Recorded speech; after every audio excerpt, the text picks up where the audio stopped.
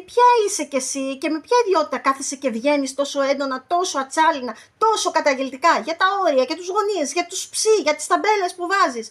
Μήπως τελικά αυτό το ύφος αμεγαλώνει το χάσμα αντί να το γεφυρώνει?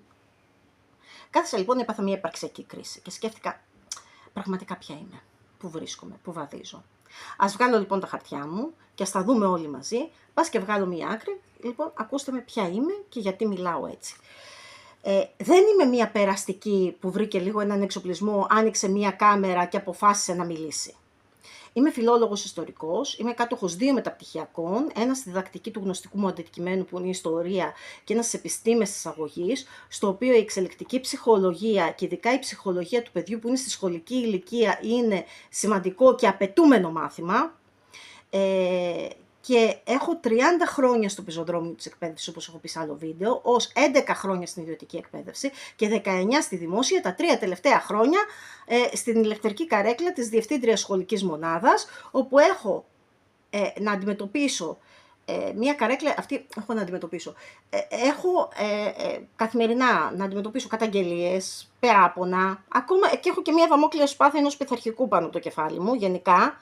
Όποιος διευθυντής κάθεται σε μια καρέκλα ξέρει ότι υπάρχει και αυτό ως επιλογή. Άρα, πέρα όμως από τα επαγγελματικά μου εφόδια, σαν άνθρωπος έχω 10 χρόνια κάνει λακανικού τύπου ψυχανάλυση, έχω κάνει συστημική θεραπεία, έχω κάνει συμβουλευτική ζεύγους και αυτή τη στιγμή βρίσκομαι υπό εποπτεία από έναν ψυχαναλυτή με τεράστια εμπειρία σε δομές παραβατικών εφήβων στο εξωτερικό. Και γιατί για να αντέξει αυτή την καρέκλα του διευθυντή, την ηλεκτρική, για να διοικήσει ένα σχολείο όχι ως ένας διεκπεραιωτής γραφειοκράτης, αλλά ως παιδαγωγός, χρειάζεσαι ψυχική δύναμη, χρειάζεσαι ανθεκτικότητα. Και αυτή δεν τη βγάζει από μέσα σου, αυτή χτίζεται με βοήθεια. Και πάνω από όλα αυτά είμαι μάνα. Είμαι μάνα ενός παιδιού που είναι αγωνιστής, που κι αυτός έχει το δικό του στρες, και αυτός όπως όλα τα παιδιά τα δικά του θέματα να επιλύσει. Όταν λοιπόν βγαίνω και μιλάω σκληρά, δεν το κάνω με επιθετική διάθεση.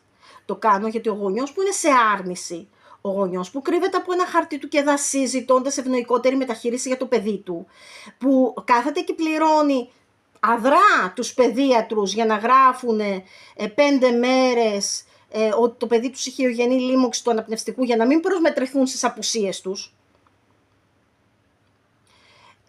Δεν χρειάζεται χάιδεμα στα αυτιά. Αυτή η βιομηχανία της ρους συνυφούλας, όπως είπα και προηγουμένως, των reels, των TikToks βίντεος, των